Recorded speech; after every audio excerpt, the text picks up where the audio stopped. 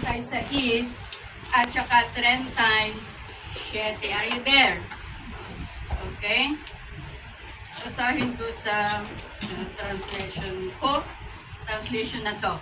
For instance, there was Joseph, the one the apostles nicknamed Barnabas, which meant son of encouragement. He was from the tribe of Levi. Mali ba? Okay ba? Yes po. Okay.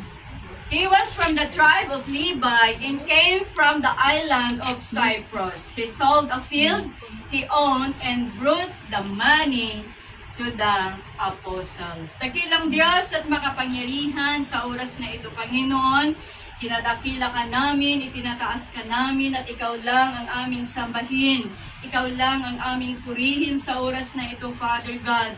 And Lord, nandito na, O Diyos, na ibasa ng iyong mga salita sa kalagitnaan po namin, Panginoon. And Lord, we ask the power of your Holy Spirit na siyang mangusap sa puso ng bawat isa sa amin. Na ikaw, Diyos, ang patuloy na kumilos sa puso ng bawat isa, Panginoon. And I pray, O God, your powerful anointing be upon to every one of us. Lalo na, O Diyos, sa iyong lingkod na nakatayo na sa iyong sa likuran ng iyong pulpito, Father God. I need your anointing, O God. And I pray na lahat ng lalabas sa aking bibig ay mga salita na nagmumula sa iyo, Father God. Lord, maraming salamat sa iyong mga salita. Na yung mga salita ay siyang nag-guide sa amin upang makita po namin ang dapat po namin gawin. Upang makita po namin yung mga dapat po namin tahakin, Panginoon. Lord, maraming salamat. I pray to bless every one of us today, O God. At bigyan mo po kami, O Diyos, ng tainga na may spiritual understanding, O God. Nang sa ganun, maintindihan po namin ang iyong mga salita na may bahagi sa oras na ito. Lord, maraming salamat sa buhay ng bawat isa sa amin. In the mighty name of Jesus. Amen. Lahat po pwede na po tayong maupo. So the title of our message for today is Barnabas the Encourager. Pakisabi sa katabi. Barnabas the Encourager. Okay. So encouragement, ibig sabihin mga kapatid, is the giving of courage, is the giving of confidence, hope, support, and help. Amen? At ang encouragement ay isa ring proseso of building each others up, strengthening the weak, and even the sick people. Ang pag-i-encourage, mga kapatid, ay malaki ang naitutulong sa bawat na nanghihina, sa bawat may karamdaman. Alam niyo yung may mga kapag yung taong may sakit, ay ini-encourage po natin, kaya mo yan, pagagalingin ka ng Panginoon. Kung yun ang mga salita po natin, mai-encourage siya. Pero yung nagkasakit na nga, tapos puntahan po natin, gunamday siya, nagsagpon ng tuman.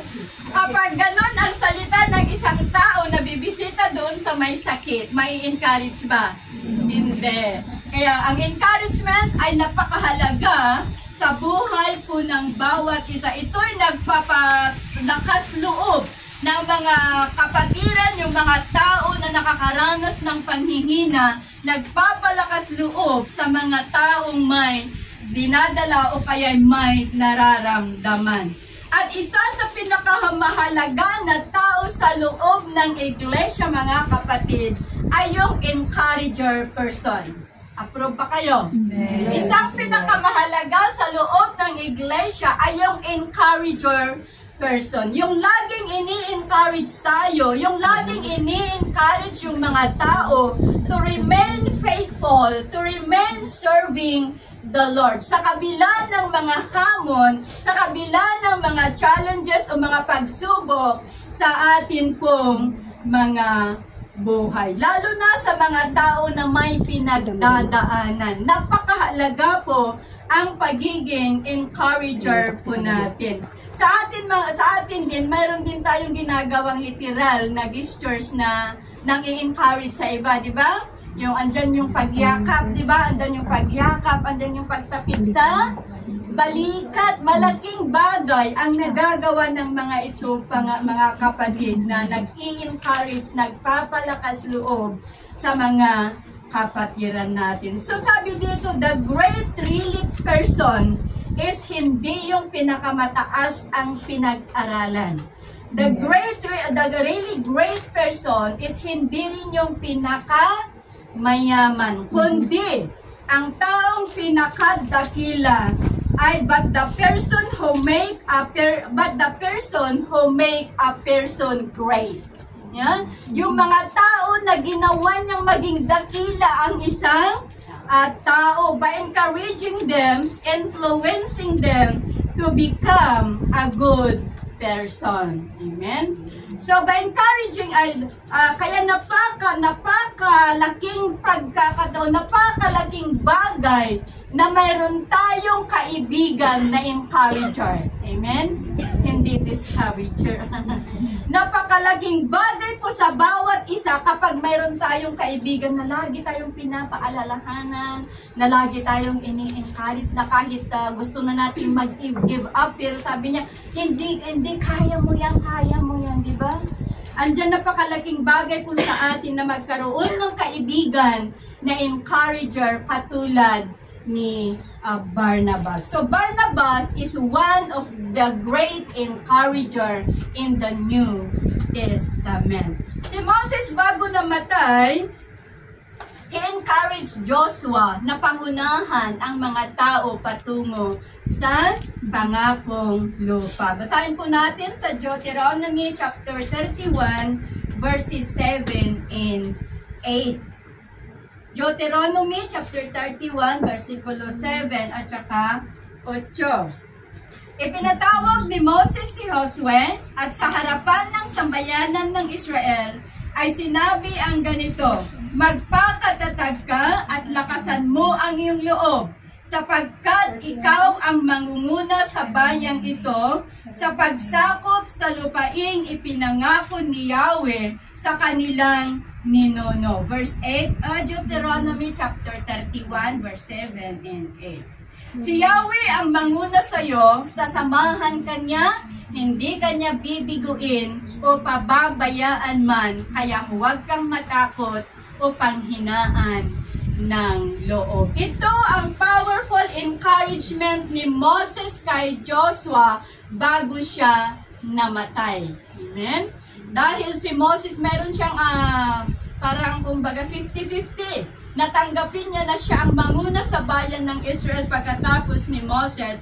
But Moses encouraged Joshua, and at the same time, God encouraged Joshua to go upang patuloy niyang pangunahan ang bayan ng Israel. Sa 2 Chronicles chapter 32 din, 2 Chronicles chapter 32, dito mabasa din po natin na gustong pabagsakin ng hari ng Assyria na si Sennacherib ang Jerusalem. Kaya nagkaroon ng takot ang mga tao during that time. Subalit hindi pinanghinaan ng loob o hindi natakot si Hari Ezekias na siya ang hari during that time. Instead, he encouraged the people, sabi niya sa verse 7, 2 Chronicles chapter 32, verse 7 at verse 8. Maging matapang kayo, lakasan ninyo ang inyong loob. Huwag kayong matakot sa mga Assyria. Mas malakas ang kapangyarihan ng nasa panig natin kaysa sa panig nila. Verse 8, nasa tao ang kanyang lakas, samantalang nasa panig natin ang Diyos na si Yahweh. Tutulungan niya tayo at ipaglalaban, at tutulungan niya tayo at ipaglalaban. So sa sinabing ito ni Haring Ezekias sa mga tao, nabuhayan ng loob ang mga tao, kaya nawala ang kanilang takot. Kaya mga kapatid, napakahalaga ang buhay ng isang encourager sa loob ng iglesia. Amen? Sabi natin kanina that Barnabas is one of the great encourager in the New Testament, and God really used him through encouragement ministry. Sinong may gift dito na encouragement ministry? Maganda ang gift na ito mga kapatid. Katulad ni Barnabas, ang dami niyang nagawa sa early church. So as we take a look at the life of Barnabas, there are ways that he encouraged the early church. May mga bagay na ginawa si Barnabas to encourage yung mga unang mananampalataya. At ito encourage na rin sa ating mga buhay. Ito encourage na rin sa ating henerasyon sa ngayon. So makita po natin ano ang unang in-encourage ni Barnabas sa early church noong panahon na yon. Barnabas encouraged generosity. Number 1. Barnabas encouraged generosity. Si Barnabas sa isang mayaman na Jewish leader.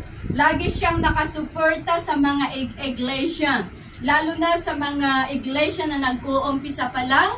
Lalo na sa mga iglesia na bagong tatag. Pero nagagawa, lalo na sa mga bagong tatag na iglesia na bagong gawa yung mga church building, talagang marami ang dapat mai-provide. So makita po natin dito that after enduring the Pentecost Sunday, God used the apostles powerfully and mightily. At nakita ni Barnabas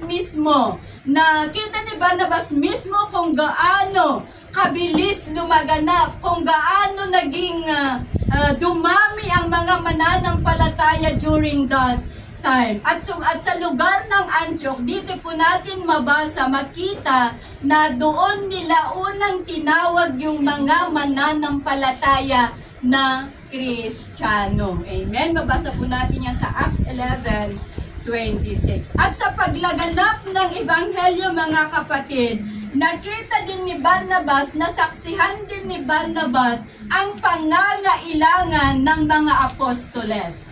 Nakita niya kung ano yung kailangan ng mga apostoles. Kaya Barnabas encouraged the apostles to continue the work of God. In-encourage niya yung mga apostle na sige lang, magpatulang lang sila sa gawain na pinagkaloob ng Panginoon sa kanila. Kaya ang ginawa ni Barnabas, dahil nakita niya ang kakulangan ng pangangailangan ng mga apostles, mga kapatid, ibinintan niya ang kanyang ari-arian at ang pinagbintahan ay dinala niya sa paanan ng mga apostoles. Amen? Barnabas encouraged generosity sa mga tao. Ganon din, mga kapatid, yung mga ibang mga mananampalataya rin, nung nakita nila yung ginawa ni Barnabas, ganon din ang ginawa nila. Yung mga nasa kanya, ibinigay din sa mga taong nangangailangan. Binigay din nila sa mga tao according to their needs, mga kapatid. Napakalagi ang ginawa ni Barnabas sa early church. So being generous person, mga kapatid, is not easy as we think. Hindi po madali yon ang pagiging generous po natin. But dahil ang generous involves sacrifices. Ang pagiging generous po natin involves sacrifices. We need to understand that God will bless those who give sacrificially. Amen? Ay nagpapalo ng Diyos ang nagbibigay ng may sakripisyo. Basahin po natin yung binasa ni Pastora Janet kanina sa Proverbio chapter 11, 24 and 25. Chapter 11, 24 and 25. Ang taong mapagbigay ay lalong yumayaman. Ngunit naghihirap ang tikom na mga kamay. Okay?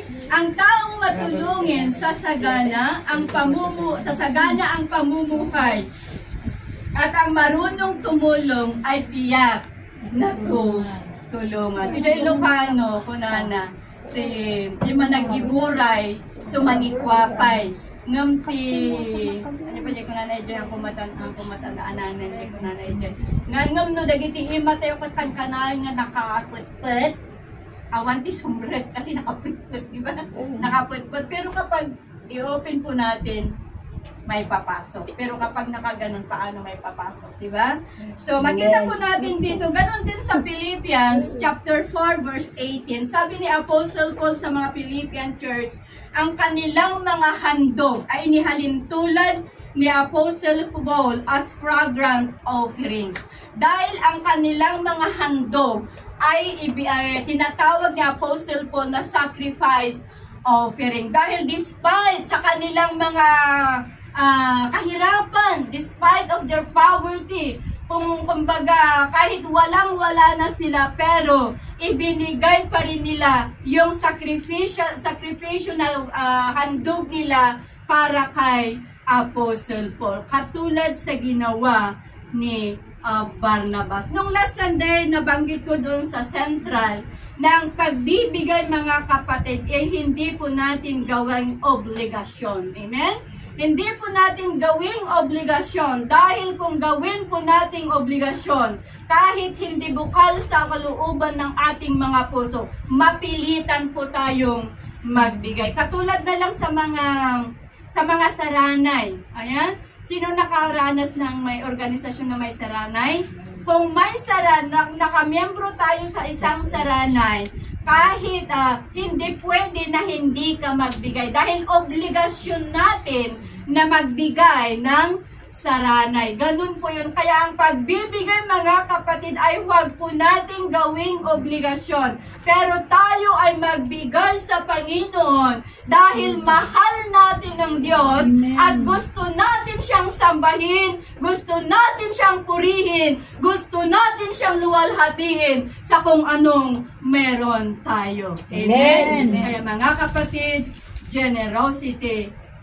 Barnabas encouraged everyone through giving, na maging generous po tayong lahat sa Panginoon at sa mga ibang bagay. Okay. Pangalawa, Barnabas encouraged brotherly love or sisterly love. In Acts chapter 9 verse 26 and 27, Acts chapter 9 verse 26 and 27, basahin po natin. When Saul arrived in Jerusalem, he tried to meet with the believers, but they were all afraid of him. They did not believe he had truly become a believer. Then Barnabas brought him to the apostles and told them how Saul had seen the Lord on the way to Damascus, and how the Lord is spoken to Saul. He also told them that Saul had preached boldly in the name of Jesus in Damascus. So alam po natin ang reputasyon dati ni Apostle Paul, di ba? Siya ay mamapatay tao, at siya ay nagpapahirap sa mga Kristiyano, sa mga iglesia. So kaya hindi madali sa mga apostles na maniwala na naging Kristiyano na si Apostol Pablo. Kasi alam nila kung ano ang ginawa niya sa mga Kristiyano dati. Kaya hindi nila pinaniwalaan nung pumunta si Apostol Pablo na makisama sa mga apostoles. Hindi inayawan nila, nireject siya. Bakit? Dahil hindi nila pinaniniwalaan na nagbago na si Apostle Paul at sila'y natakot. Yeah? But God used Barnabas upang mabago ang reputasyon ni Apostle Paul. Kaya sabi sa binasa natin, si Barnabas mismo ang nagdala kay Apostol Pablo doon sa mga apostoles. At doon ipinaliwanag niya kung ano ang ginawa ni Apostol Pablo at kung gaano na-encounter ni Apostle Paul si Jesucristo sa daan ng Damascus. At doon din ipinaliwanag din ni Barnabas kung paano ibinahagi ni Apostol Pablo ang salita ng Diyos na may kapangyarihan doon sa Damascus, mga kapatid. Kaya ginamit ulit ng Panginoon si Barnabas upang mabuild ang brotherly love sa pagitan ng apostoles at sa pagitan ni Apostle Paul. Amen? So, brotherly love or sisterly love is not self-seeking, okay? Or selfish, kundi hindi lang sarili ang iniintindi. So kung meron po tayong love sa ating kapatiran, hindi po ay wala po yung self-seeking, you know? But we encourage everyone also to be to do the other ministry of the church. Dahil sa katunayan, mga kapatid, kung paano in-encourage ni Barnabas si Apostle Paul na mabago ang reputasyon niya, ganon din po sana ang gawin po natin. Let's encourage one another na maging matatag, na maging tapat, na maglingkod sa ating Panginoon at maging tapat sa Kanyang pangako sa ating Panginoong Diyos. At lahat po tayo, let's encourage one another to do the ministry kung ano ang ibinigay ng Panginoon na ministry ng bawat isa. Amen? Dahil ang ministry po, mga kapatid, ay hindi po competition yan, but it is a partnership.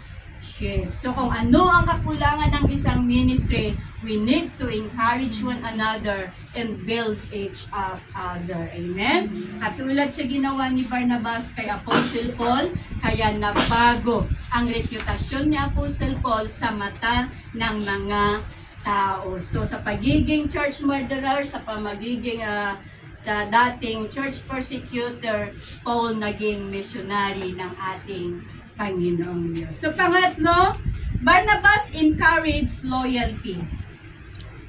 Barnabas encouraged loyalty sa early church at ganun din sa atin ngayon. In Acts chapter 11 verse 23, Acts chapter 11 verse 23. Nang dumating siya roon, ang tinutukoy dito ay si Barnabas, nang dumating siya roon at makita ang pagpapala ng Diyos sa kanila, siya'y nagalak at pinagpayuhan silang lahat na manatiling tapat sa Panginoon ng buong puso. So Barnabas encouraged the believers of Antioch to remain true to the Lord with all their heart. Na sila'y dapat manatili at tapat, manatiling totoo sa lahat ng kanilang ginagawa para sa ating Panginoong Diyos. At ito rin ay nagre-remind sa atin na lahat po na ginagawa po natin ay ginagawa po natin para sa kapurihan ng ating Panginoon Diyos. Hindi po po natin ginagawa para sa ibang tao, pero ang lahat ng ginagawa natin ay para sa Panginoon. So makita po natin dito na minsan sa totoo lang, mga kapatid, ang loyalty po natin ay hindi sa Diyos. No? Minsan, sa totoo lang, ang loyalty po natin ay hindi sa Diyos, hindi sa Panginoon, kundi sa ibang bagay. Ang loyalty po natin ay nakikita sa ibang bagay, kung ano ang mas importante na ginagawa po natin kaysa yung mga bagay na gawin po natin para sa Panginoon. Yun ang doon tayo nagiging loyal. Kaya mga kapatid, maaaring loyal tayo sa ating pastor, maaaring loyal tayo sa ating mga kaibigan, maaaring loyal tayo sa ating asawa, maaaring loyal tayo sa ating mga amo. Subalit, dapat po nating malaman at huwag nating kalimutan na ang pinaka-importanting katapatan we could ever have is our loyalty to the Lord. Amen? Ito ang in-encourage ni Barnabas sa mga iglesia ng Antioch, na lahat ng ginagawa nila ay huwag nilang baguhin, kundi patuloy nilang gawin kung ano yung ginagawa nila, maging totoo sila, dahil yon ay para sa ating Panginoon. Ang loyalty po ng isang tao sa Panginoon ay nasusukat when nobody is around. Nakikita, nasusukat ang katapatan natin kung walang nakakita. Ayan, kung walang nakatingin. When nobody is beside us and no one sees what we did. Kung walang nakakakita sa ating mga ginagawa. Yun ang ginawa ni Barnabas sa iglesia ng Antioch. Dahil mas natutuwa ang Panginoon kung ano ang ginawa natin para sa Kanya behind the scene. Amen? Kasi kung minsan, andun yung pakitang tao, gano'n, na ginagawa lang natin yung isang bayad dahil may nakakakita.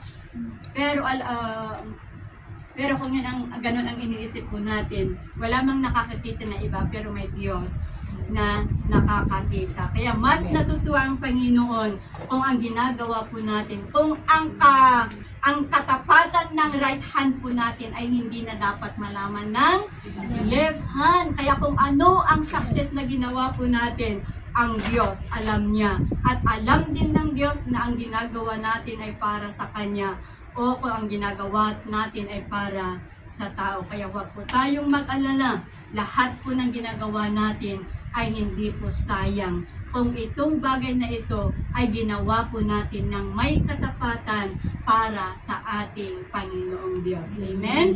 So, ito'y nagpaalala rin sa atin that we have to remain true to the Lord with all our heart. Maging tapat tayo sa ating Panginoon sa lahat ng ginagawa po natin. So, pang-apat, Barnabas encouraged unity.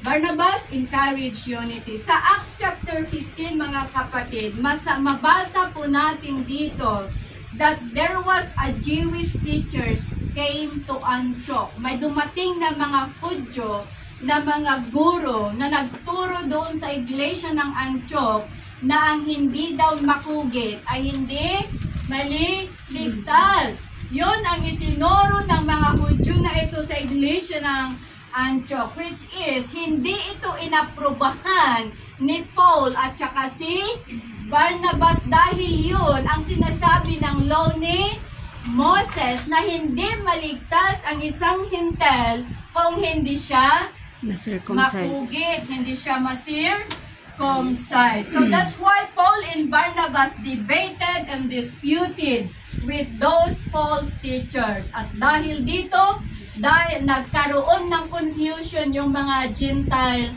church. Now, wala na, na-confuse na sila kung ano ang paniniwalaan nila. Kung ang turo ni Paul at saka Barnabas o kaya ang turo ng mga Jewish teachers. Pero dito nangusap ang Panginoon kina Paul at Barnabas. Sabi ng Panginoon sa kanila, umakyat kayo doon sa Jerusalem at sabihin nila kung ano ang problema doon sa iglesia ng Antioch. Yung naging pagitan ng Hintel at saka Hudyo. Kaya umakyat si Paul at saka si Barnabas doon sa Jerusalem at inisaad nila doon sa mga apostles at sa mga Christian leaders doon kung ano ang dapat nilang gawin sa nangyari na gano'n sa lugar ay sa iglesia ng Antioch, mga kapatid. At makita po natin dito na si Barnabas ay ginamit ng Panginoon upang marisolbar ang problema sa pagitan ng Hintel at mga Hudyo. Dahil unang-una sabi ni Barnabas at saka si Paul, ang mga Hintel ay naligtas din by the grace of God. No? Naligtas din ang mga Hintel by the grace of God. They was also saved by the grace of God. And through that grace, nagkaroon sila ng kalayaan. At sa pamamagitan ng grasya ng Panginoon, tayo rin ay nagkaroon ng kalayaan sa batas ng lupang tipan na nagpapahirap sa bawat isa sa atin. Amen. Kaya yung mga ibang law doon sa Testament na abolish sa New Testament. Though yung 10 Commandments ay hindi po na-abolish yun, hindi ibig sabihin na wag po nating paniwalaan ang 10 Commandments. But habang tayo lumalago, nagpapatuloy sa paglilingkod, it is always our guide in our serving the Lord. Amen? So sa Galatians chapter 5 verse 1, so Christ has truly set us free. Now make sure that you stay free and don't get tied up again in slavery to the law. Alam nyo yung yung mga Sabatista, di ba? Hindi sila kumakain ng baboy. Nandun sa Old Testament yun. Hindi dapat tayo makain ng baboy. Nandun sa Old Testament yun. Pero bakit kumakain na tayo? Because so the blood of God ay nagkaroon tayo ng kalayaan na naribukar yung mga sabi dito na nagpapahirap ko sa atin. Kaya yung mga ibang nandun sa Old Testament, wala na doon sa New Testament. Through the cross, through the grace, and through the blood, and by the grace of God. At alalahanan po natin that we are now at the period of grace. Amen? Sino nakakaalam sa 7 dispensation? Sino naka-encounter nun? 7 dispensation, makita po natin doon yung step by step. Yung pang-5, yung period of the law, mga kapatid, yun yung period ni Moses is pang-5 doon sa 7 dispensation. So, ibig sabihin, yung law na panahon ni Moses, yung mga law na yun ay wala na, na-abolish na. We are now under the period of 6 dispensation. Pang-6 na po tayo sa dispensasyon. We are under the grace now. Nandito na po tayo sa period ng grace. The date and resurrection of Jesus Christ. So, ang dispensation of grace ay pang-6, panahon ni Jesucristo, His death and resurrection to the rapture of the church. Yun yung sakop ng dispensation of grace. Yung pagkamatay ni Kristo, pagkabuhay ni Kristo, at saka yung rapture of the church. Sakop po niyan ng dispensation of grace. Pero nandun pa rin tayo sa death and resurrection. Wala pa tayo doon sa rapture of the church. Wala pa tayo doon, pero malapit at malapit na. So the pang-7 na dispensation, it is the dispensation of the millennial kingdom of Christ. Wala pa tayo doon. At sa dispensation of grace, hindi pa rin tayo napunta doon sa rapture of the church. Maganda itong turo na to. 2 beses ako nag-attend ng lecture na ito, pero ang hirap intindihin. Bihira lang ang pastor na pwede makapagturo sa 7 dispensation, mga kapatid. Kaya kung may sa mga home churches ninyo, mayroon na nga isuro to 7 dispensation na pintas ka atentaran by the kakasa. So makita po natin dito, mga kapatid, na si Barnabas ay isa rin sa ginamit ng Panginoon upang mag-unite, magkaroon ng pagkakaisa ang Hintel at saka yung mga Hudyo. Si Barnabas ang isa sa ginamit ng Panginoon upang mawala yung pagitan nila, upang ma-build ang kanilang mga relasyon, mga kapatid. Kaya mga kapatid, Barnabas encouraged unity to the early church, and also Barnabas encouraged unity to us then. Na ito'y nagbibigay aral sa ating lahat na bawat iglesia sana ay may magkaroon ng pagkakaisa. Amen? Despite na hindi po pari-pareho ang ating pinanggalingan, despite na hindi po pari-pareho ang ating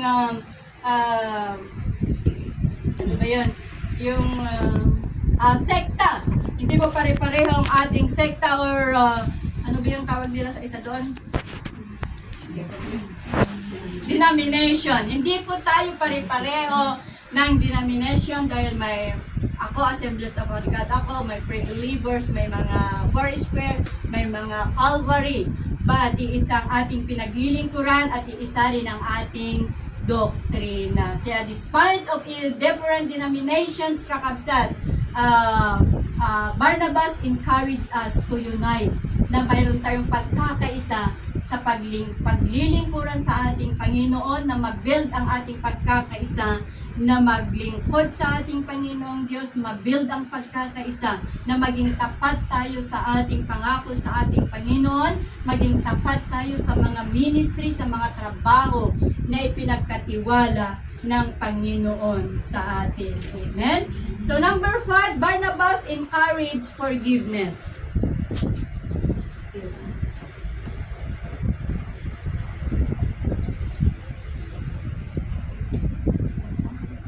Barnabas encouraged forgiveness. Acts chapter 15 verses 36 to 41. Doon po natin mabasa na muli, mabasa po natin dito na nagkaroon ng hindi pagkakaunawaan si Paul at saka si Barnabas. Nagkaroon sila ng hiduwaan, si Paul at saka si Barnabas. Nung sinabi ni Paul kay Bernabe, kay Barnabas na puntahan nila, balikan nila yung mga lugar na binahagian nila ng salita ng Panginoon at bisitahin nila yung mga tao na evangelize nila doon sa lugar na pupunta nila. Sabi ni Bernabe na isama nila si John Mark. Isama nila si John Mark pero ayaw ni Paul. Bakit ayaw ni Paul? Kasi nung pumunta sila sa Pampelya on their first missionary journey, si John Mark ay umalis. Iniwanan niya sina Paul doon sa Pampelya na nag-evangelize o nagbabahagi ng salita ng Diyos. Si John Mark ay iniwanan sila at bumalik sa Jerusalem. Kaya nung sabi ni Bernabe na isama ulit nila si John Mark, ayaw na ni Paul kasi baka ulitin na naman niya yung ginawa niya. So makita po natin dito, dahil lang sa rason na ito, nagkaroon ng hindi pagkaunawaan si Paul at saka si Barnabas. Kaya si Paul isinama si Silas at saka si Bernabe isinama si John Mark. Pero makita po natin dito na ang itinuturo ng pangyayaring ito, mga kapatid, it's about forgiveness. Sa kabila ng ginawa ni John Mark, pinatawad siya ni Barnabas. Sa kabila ng ginawa ni John Mark, pinatawad siya ni Barnabas at binigyan siya ng pagkakataon na itama ang kanyang kamalian sa nakaraan. Amen? Kaya hinayaan niya, isinama niya si John Mark na pumunta kung saan sila pumunta. At dahil sa kapatawaran na ibinigay ni Barnabas kay John Mark, lalong nabago ang kanyang buhay. Lalong nabago ang buhay ni John Mark dahil ipinakita ni Barnabas kung gaano kahalaga si John Mark sa kanya. Pinatawad siya sa kanyang kamalian at binigyan siya ng isa pang pagkakataon upang iayos ang kanyang naging pagkakabali. Kaya sa ginawa ni Barnabas, lalong naging napainam ang buhay ni John Mark. Amen? Tayong lahat, mga kapatid, ay wala po sa atin ang perfecto. Amen? Alalahanin po natin yan, wala po sa atin ang perfecto. Lahat tayo may kamalian, lahat tayo may kakulangan, at lahat tayo may kahinaan. But, instead na husgahan po natin ang ating mga kapatiran, be like Barnabas, encourage everyone. Amen? Amen. Encourage po natin ang bawat isa, patawarin po natin ang bawat isa kung anuman ang naging kamalian ng bawat isa. Nang sa ganun, lalong mag-build ang relasyon natin sa harapan ng ating Panginoon. Na lalong mapalapit ang relasyon ng bawat isa at lalong mapalapit ang relasyon po natin sa ating Panginoong Diyos. Amen? So, forgiveness is an encouragement to others. Amen? So, kung tayo ay pinatawad, magpatawad din po tayo. Kung tayo ay kinahabagan, maging mahabagin din tayo. Amen? So, the last but not the least, Barnabas encouraged evangelism. Sa Acts chapter 13 verses 1 to 5 and chapter 13 verse 15. Acts chapter 13 verses 1 to 5 and chapter 13 verse 15.